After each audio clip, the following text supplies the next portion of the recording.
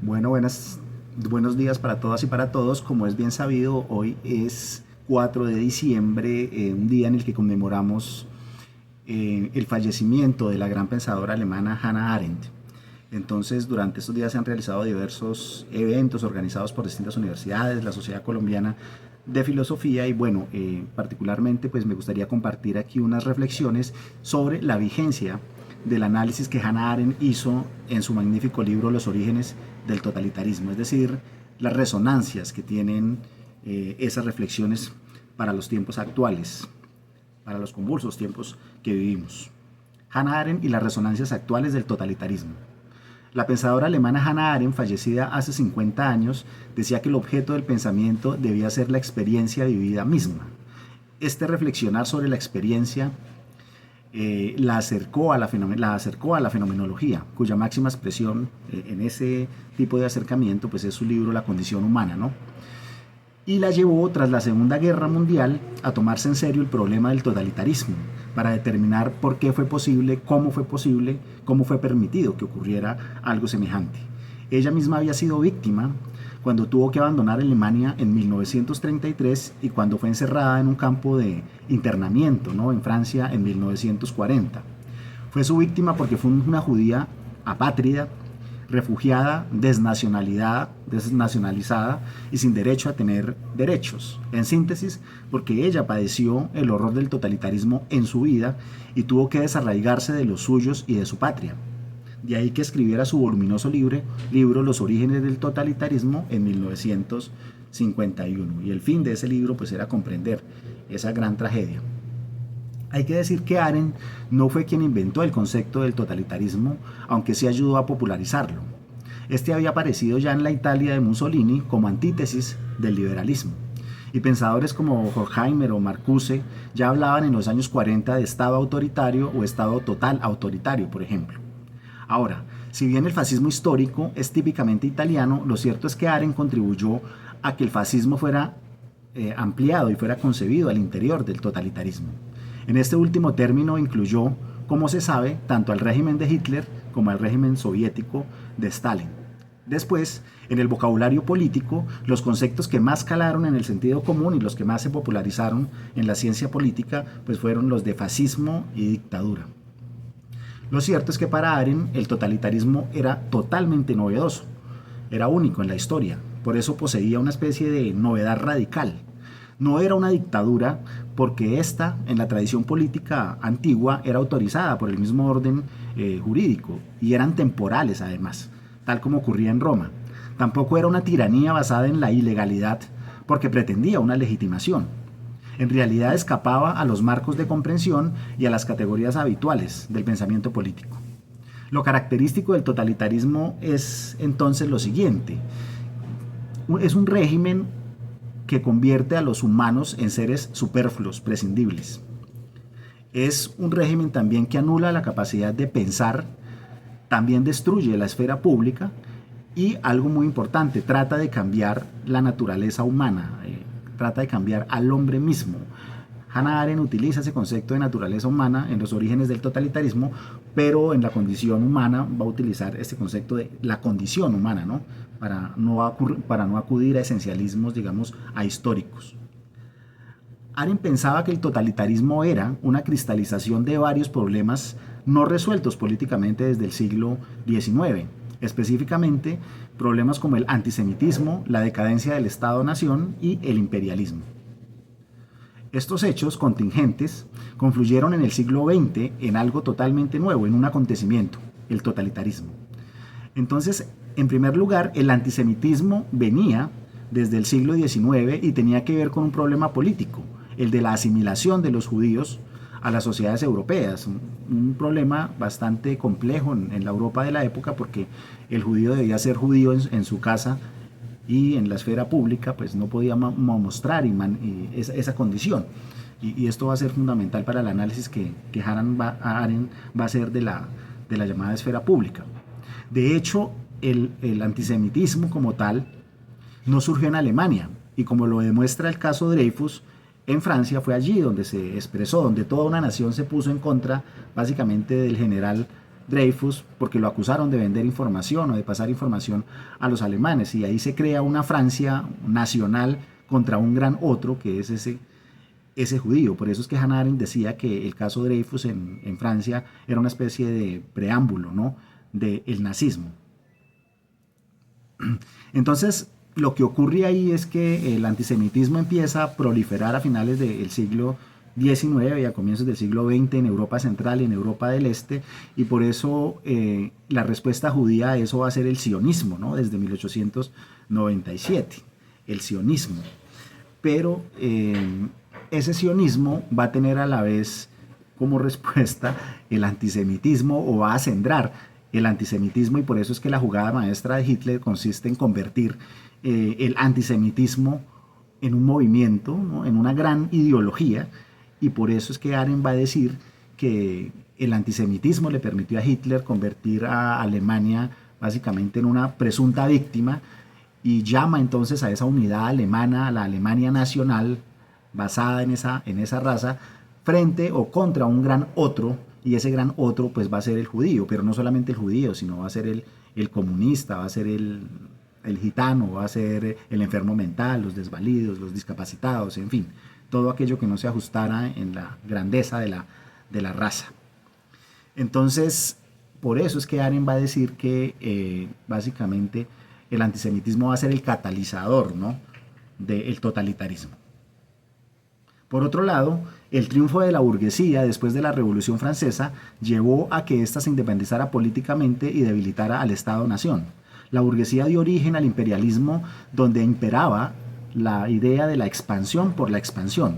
Era llevar la lógica burguesa de la apropiación, el poder, el dominio, más allá de las fronteras del Estado-nación, aspecto en el cual se hacía realidad la idea de Hobbes, las ideas de Hobbes, pues para Arendt él fue el verdadero filósofo de la burguesía.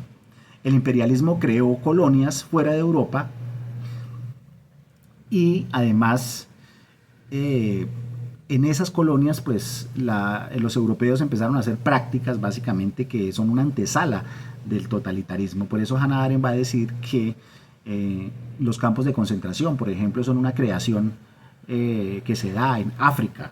En África también a las personas se las trata como subhumanos, y además pues son personas no consideradas con ciudadanía, por supuesto, y como no tienen ciudadanía pues están a merced de los poderes más diversos. Entonces, en el imperialismo en África, que es el caso que analiza Arendt, sobre todo va a operar una especie de racismo como ideología, y ese racismo como ideología va a permitir primitivizar al otro, inferiorizar al otro. Por eso Hannah Arendt dice que cuando los hombres europeos mataban, en cierto modo, no eran conscientes de haber cometido un crimen. Esta aniquilación del otro era posible también gracias a la burocracia, la cual permitía, como en la India, las matanzas administrativas. Racismo y burocracia fueron medios políticos de la dominación imperialista y fueron dispositivos efectivos para el dominio de otros seres considerados no humanos, de tal manera que es ahí con el imperialismo como se da el entrenamiento, ¿sí?, para que sociedades europeas aprendan a eliminar al otro, que fue lo que les ocurrió efectivamente a los judíos. A esto debe sumársele el hecho de la decadencia del Estado-nación, la cual consiste en que los nacionalismos tribales étnicos se impusieron por encima del Estado. De esta manera muchas naciones expulsaron a otros pueblos en el centro de Europa, dejándolos sin protección. La tesis de Arendt es que desde la Revolución Francesa había una contradicción, pues por un lado se habló de derechos ciudadanos universales para todos los hombres, pero por el otro el goce y el disfrute y la titularidad, ¿no?, de esos derechos pues estaba atado a la nación, y la ciudadanía estaba atada a su vez a esa nacionalidad. De tal manera que cuando individuos y pueblos son expulsados, desplazados, se quedan sin nacionalidad y por ende sin ciudadanía, y son convertidos en parias de la tierra, en seres sin derechos, vulnerables, matables, asesinables, que quedan a merced de distintos poderes o de grupos o de estados. En estos casos los derechos humanos mismos no les son aplicables a estas personas. Eso fue lo que le ocurrió a los mismos judíos cuando distintos países les quitaron la nacionalidad y cuando en Alemania les quitaron la ciudadanía, por ejemplo. Arendt fue una víctima porque, como ya mencioné, a ella se le quitó la ciudadanía en 1936, y quitarle la ciudadanía equivale a la muerte política propiamente para el individuo. Todo lo anterior es lo que lleva y lo que cristaliza en el totalitarismo, la más macabra forma de gobierno de la historia, posible por grandes masas desarraigadas, insatisfechas, flotantes, que apoyaron una ideología como la nazi, la cual les ofrecía un posible horizonte de salvación. El totalitarismo fue posible por esas masas y por una ideología que pretendía conocer la ley de la historia. En el caso de Rusia, esa ley era la lucha de clases. Hay una ley de la historia que gobierna el devenir histórico mismo y es la lucha de clases en el caso del marxismo soviético, pero en Alemania pues es la lucha racial y la superioridad de la raza aria. Entonces una raza que triunfaría inevitablemente sobre otras razas. Esas ideologías totalitarias eran verdades absolutas, omnicomprensivas, indiscutibles y gobernaban el movimiento mismo de la historia y el devenir de la realidad.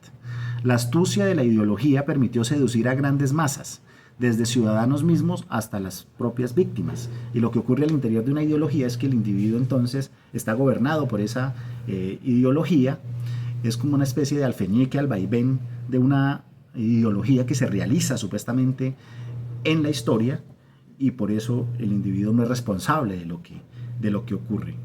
El terror como esencia del totalitarismo y su posibilidad omnipresente en la sociedad, la organización, la burocratización excesiva, el culto a la personalidad del líder, la sumisión al partido, la vigilancia generalizada de la sociedad al punto de volverla una sociedad paranoica, la militarización, la propaganda, todo esto desembocó entonces en lo que Hannah Arendt ya va a llamar la dominación total.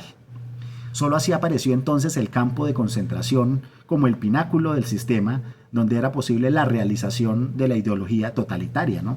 En Alemania, o de los gulags en el caso de Rusia. Pero entonces el campo de concentración es la materialización, ¿sí?, de ese terror. Allí, tras la eliminación jurídica de la persona, el quitarle la ciudadanía, como ya mencioné, ocurre otro fenómeno que es la destrucción moral de la misma, de la persona, la animalización, la cosificación y la pérdida de la dignidad humana, porque eso es lo que se colige, por ejemplo, del hecho de que una madre tenga que elegir cuál de sus 3 hijos debe ser asesinado por el régimen nazi. La madre que tiene que tomar esa decisión no puede vivir tranquila con su conciencia y ha sido deshumanizada. Pero la dominación total no solamente implicaba la muerte jurídica, la muerte moral de la persona, sino por supuesto la eliminación física ya finalmente, y por eso se llegó a un momento donde básicamente el homicidio se vuelve tan impersonal como el aplastamiento de un mosquito.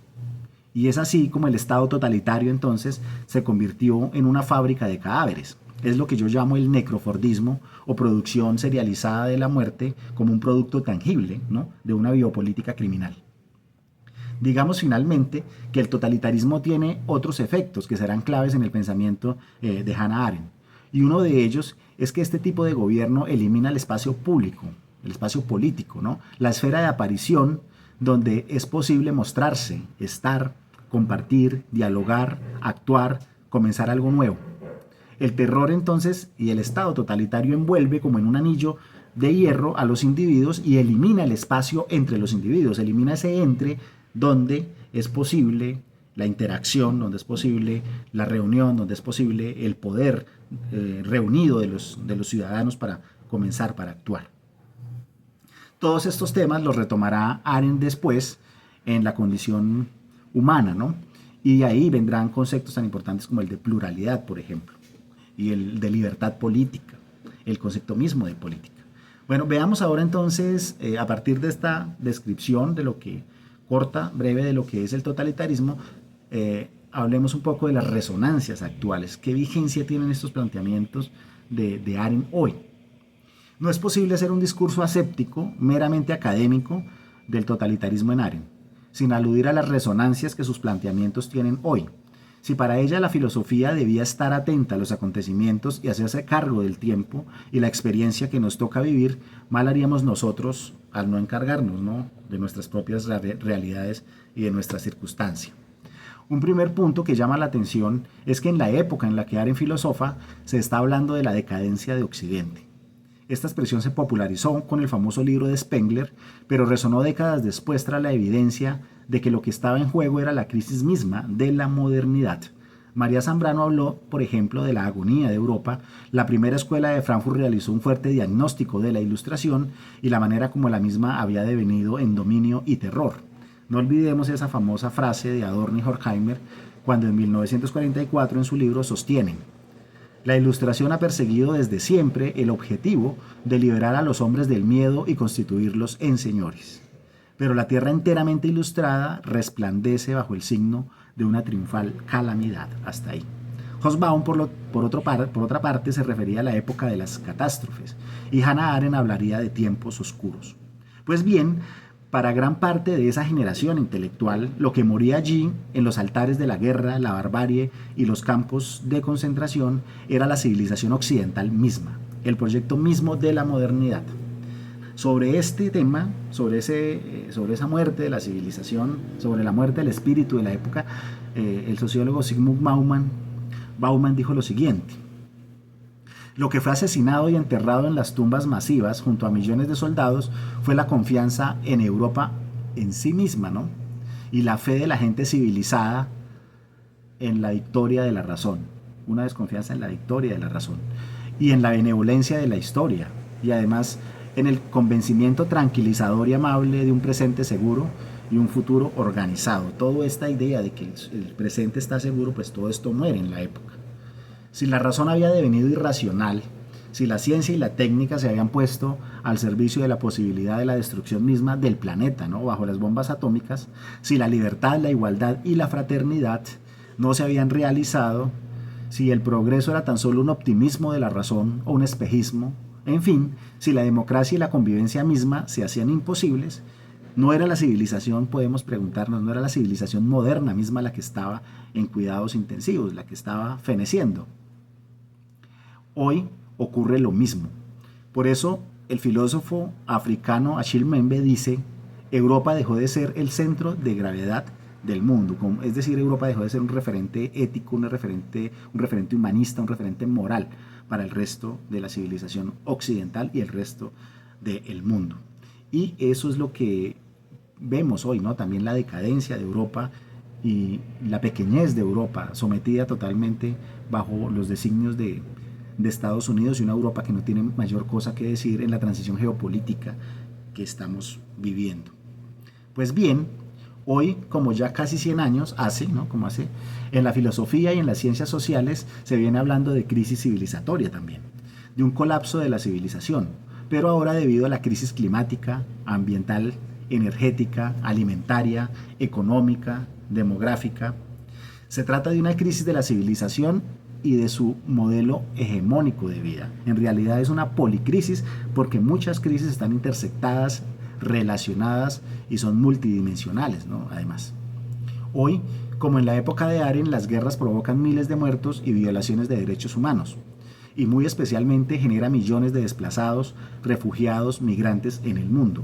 Naciones Unidas informa, por ejemplo, que la guerra en Sudán, iniciada en el 2023, ha dejado 11,3 millones de desplazados internos, una de las mayores crisis de desplazamiento del mundo, mientras que casi 4 millones han huido y han tenido que huir a países vecinos, principalmente Egipto, Sudán del Sur y Chad. Hasta ahí Naciones Unidas. La guerra en Ucrania ha dejado cerca de 6,5 millones de refugiados. Tampoco puede olvidarse que la guerra de Siria y la pobreza en África lanzó a miles de migrantes y desplazados a las puertas de Europa. Hace unos años, el Mediterráneo, al que Hegel llegó a llamar el centro de la historia universal, se convirtió en uno de los cementerios marítimos más grandes de la historia. Cada año miles de personas que huyen de la pobreza, del hambre, el cierre de futuro, los conflictos interétnicos, las guerras convencionales, son sepultados a las puertas de Europa. Todos estos migrantes son personas desarraigadas de su mundo, de sus comunidades, sus amigos, sus parientes. Pierden sus bienes, quedan a merced de otros estados y otras fuerzas violentas, pero principalmente quedan a la intemperie, sin ciudadanía, sin derecho a tener derechos, en manos de la caridad mundial, las donaciones y la ayuda de la comunidad internacional y sus ONGs. Como decía Arendt, son personas que al perder su comunidad son lanzadas al margen de la humanidad misma. Por otro lado, el análisis que Arendt hizo del imperialismo en África, donde este fungió como un laboratorio para el totalitarismo, como ya mencioné, permitió convertir a esa periferia en una zona del no ser, para decirlo en palabras de Frantz Fanon. El pensador Frantz Fanon, ¿no?, que valga decirte paso, Hannah Arendt leyó con detenimiento, tal como aparece sobre la violencia. Y entonces ahí, en esa zona del no ser, hay seres de primera, segunda, tercera y cuarta categoría, y obviamente se eliminan a estos seres considerados de segunda categoría. En esa zona del no ser, no se es humano, mientras que el ser se adjudica, ¿no?, a los habitantes del primer mundo, y eso convierte a los seres de África y de la periferia de Europa en seres dispensables. Por eso humanos de la periferia son desechables, matables, asesinables, prescindibles. Lo ocurrido en Medio Oriente durante el genocidio en Palestina sigue esta lógica, que está ocurriendo aún.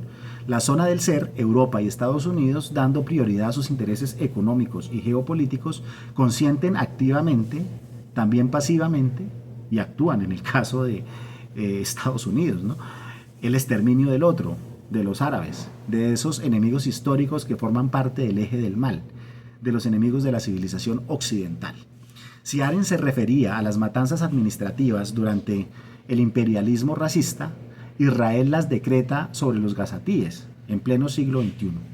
Pero no solo la matanza administrativa, sino también las detenciones administrativas de mujeres, niños y hombres sin el más mínimo debido proceso y garantía jurídica. Estas personas no son prisioneros de guerra, sino secuestrados o rehenes. De esta manera, a cielo abierto, ante la mirada del mundo, Israel despliega una necromáquina asesina que produce cadáveres en serie. Es la fábrica de cadáveres del totalitarismo de las que hablaba Arendt, o lo que llamé el necrofordismo, producción serializada de muertos en manos del sionismo internacional, que apoyó a Trump a la presidencia, por ejemplo, y de sus aliados. Valga decir de paso que Arendt avisoró no solo el militarismo israelí como política, sino el polvorín violento que implicaba la coexistencia con los árabes en esa región. Por eso ella propuso un estado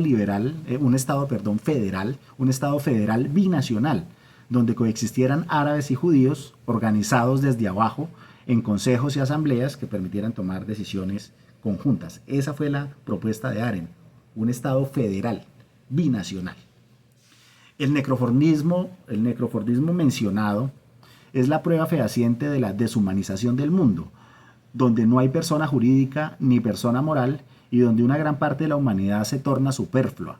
Es también la prueba de que hay una crisis axiológica brutal atizada por las ideas darwinistas de la salvación a través de la competencia feroz. La crisis axiológica actual es también parte de la crisis civilizatoria en curso en pleno antropoceno. En este marco, si hay una expresión de la crisis actual del modelo civilizatorio, es justamente la crisis de las instituciones con que hace 80 años se configuró el orden mundial tras 1945.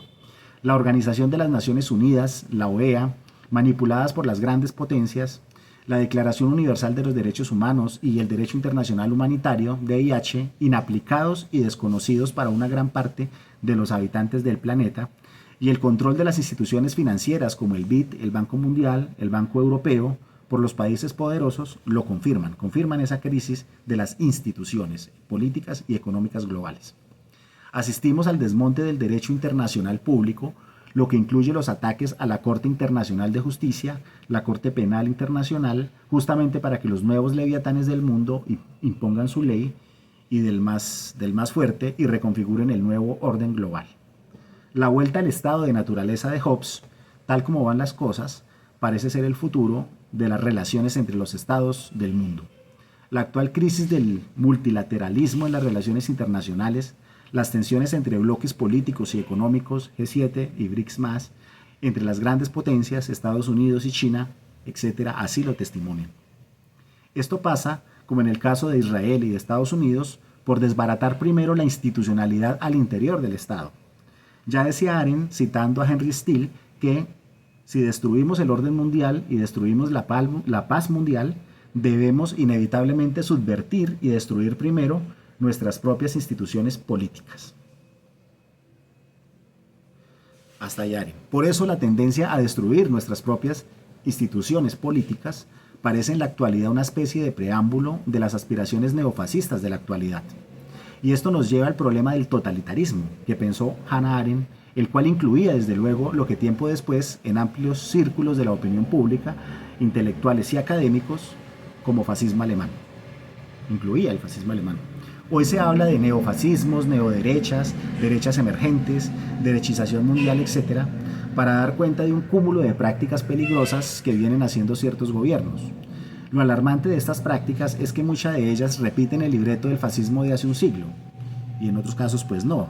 Y aquí hay que tener en cuenta la preocupante advertencia que Hannah Arendt nos dejó casi al final del voluminoso libro, cuando ella decía lo siguiente: las soluciones totalitarias pueden estar muy bien, pueden sobrevivir a la caída de los regímenes totalitarios, bajo la forma de fuertes tentaciones, que surgirán allí donde parezca imposible aliviar la miseria política, social o económica.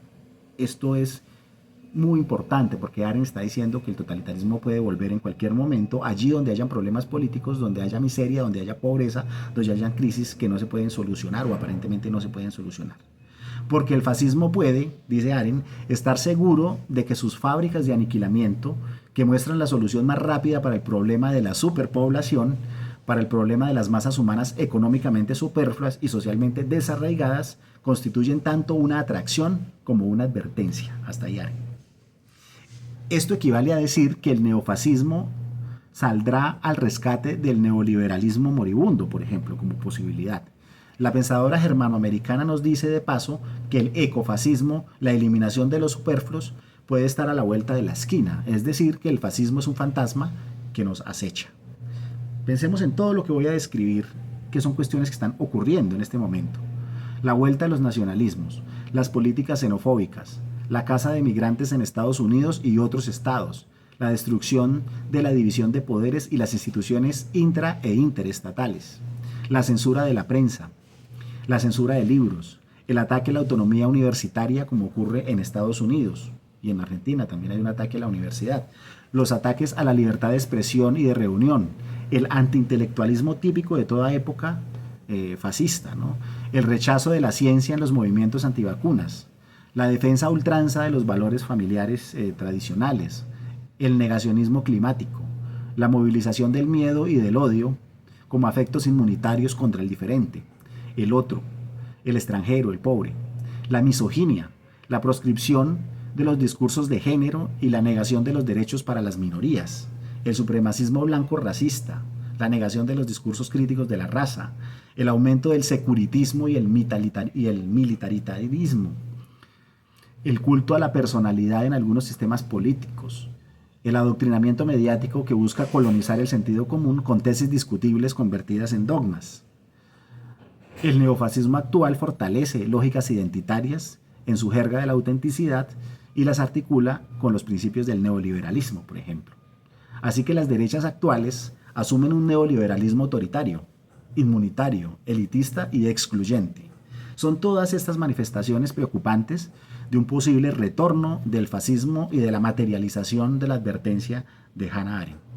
La problemática actual de los migrantes y los refugiados del mundo ponen de presente la vigencia de la brillante crítica de Arendt al totalitarismo y su crítica a la ciudadanía ligada a la nación, a la desprotección jurídica de los sin patria, y su crítica del imperialismo y tematización del totalitarismo, etc., muestran las tentaciones del fascismo actual. Desde luego, no es posible dejar por fuera las múltiples resistencias, ¿no?, a nivel global, de la solidaridad mostrada en Palestina, de las luchas por la dignidad y alternativas civilizatorias en miles de comunidades, pequeñas apuestas, pequeñas prácticas, pero que no es posible desconocer, colectivos de movimientos sociales, etc. Todas estas alternativas y estas prácticas son prueba de que la esperanza no ha muerto y de que no nos han logrado desposeer del futuro. Muchas gracias por su atención.